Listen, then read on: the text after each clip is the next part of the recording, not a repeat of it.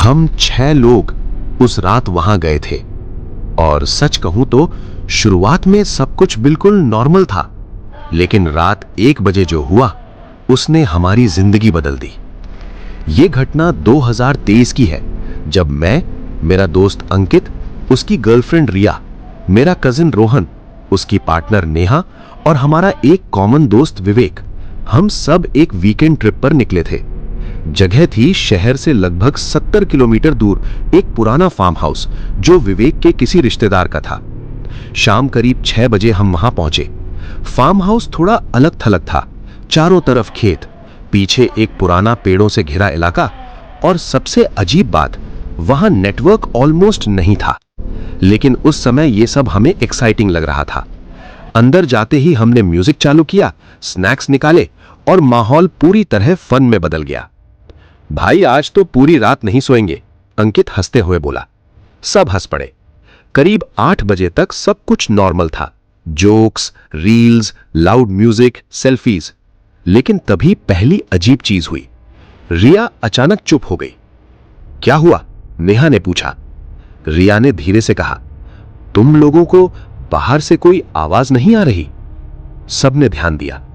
कुछ सेकंड के लिए सच में सब शांत हो गया। फिर ठक ठक ठक, जैसे कोई लकड़ी के दरवाजे पर धीरे धीरे नॉक कर रहा हो। शायद हवा होगी, विवेक ने कैजुअली कहा, लेकिन दरवाजा बंद था और हवा भी नहीं चल रही थी। अंकित हंसते हुए दरवाजे की तरफ गया। कौन है भाई, आ जाओ अंदर। उसने दरवाजा खोला। बाहर कोई नहीं था, बस अंधेरा और दूर खेतों में हल्की हवा। देखा, कुछ नहीं है, अंकित बोला। हम फिर से अंदर आ गए, लेकिन अब माहौल थोड़ा बदल चुका था। हंसी थोड़ी कम हो गई थी। करीब 10 बजे तक हम फिर नॉर्मल होने की कोशिश करते रहे, लेकिन अब बार बार सबकी नजरें दरवाजे और खिड़कियों की तरफ जा रही थीं।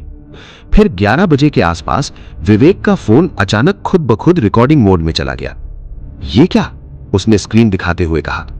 रिकॉर्डिंग चल रही थी, लेकिन किसी ने स्टार्ट नहीं किया था। और सबसे अजीब बात, उस रिकॉर्डिंग में एक हल्की सी आवाज आ रही थी, जैसे कोई फुसफुसा रहा हो। हम सब चुप हो गए। प्ले करो, मैंने कहा। जैसे ही उसने प्लेबैक किया, आवाज साफ सुनाई दी, बाहर आओ। रिया ने तुरंत अंकित का हाथ पकड़ लिया। यह मजाक नहीं है, उसने डरते हुए कहा। अब किसी को मजाक नहीं लग रहा था। हमने डिसाइड किया कि सब एक ही रूम में रहेंगे। दरवाजा बंद कर दिया गया। लाइट्स ऑन थी, लेकिन माहौल पूरी तरह बदल चुका था। और फिर धीरे धीरे घड़ी ने 12 बजा दिए। उसके बाद किसी ने भी हंसने की कोशिश नहीं की। रात 12 के बाद फार्म हाउस के अंदर एक अजीब सा सन्नाटा फैल गया। म्यूजिक बंद हो चुका था। फोन के स्क्रीन्स ही एकमात्र रोशनी दे रहे थे। करीब 12:30 बजे नेहा अचानक बोली, मुझे वॉशरूम जाना है, कोई साथ चलेगा? रिया उसके साथ चली गई। बाकी हम 4 लोग रूम में बैठे रहे। कुछ मिनट बीते, फिर 5 मिनट, फिर 10 मिनट, लेकिन वो दोनों वापस नहीं आई। इतनी देर क्यों लग रही है? रोहन ने कहा। मैं और अंकित उठकर बाहर गए। वॉशरूम का दरवाजा आधा खुला था। अंदर कोई नहीं था। रिया, नेहा, कोई जवाब नहीं। अचानक पीछे से आवाज आई, हंसी की आवाज, लेकिन वो नॉर्मल हंसी नहीं थी। वो अजीब थी, खिंची हुई, जैसे कोई जबरदस्ती हंस रहा हो। हमने पीछे मुड़कर देखा। वो आवाज फार्म हाउस के पीछे वाले हिस्से से आ रही थी। हम चारों धीरे धीरे उस दिशा में बढ़े।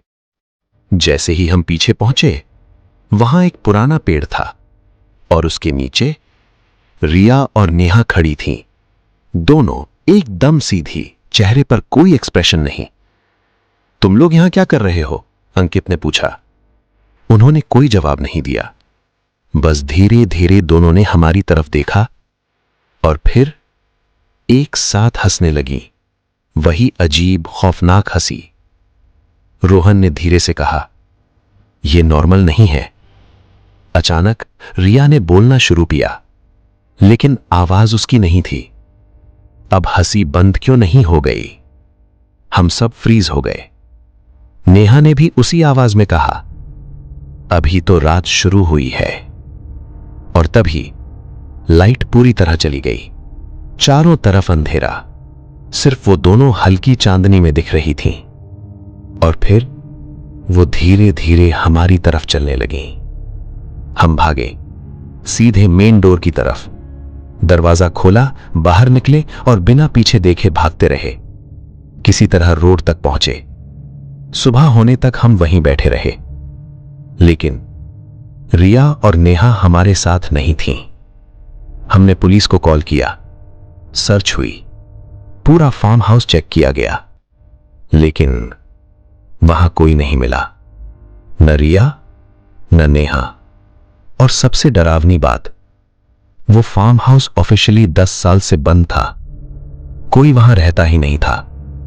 और जिस रिश्तेदार के नाम पर विवेक ने हमें वहां बुलाया था, वो आदमी 2 साल पहले मर चुका था। आज भी हम पांचों कभी उस रात के बारे में बात नहीं करते, क्योंकि रात 1 बजे के बाद हम में से किसी को भी हंसने की हिम्मत नहीं होती।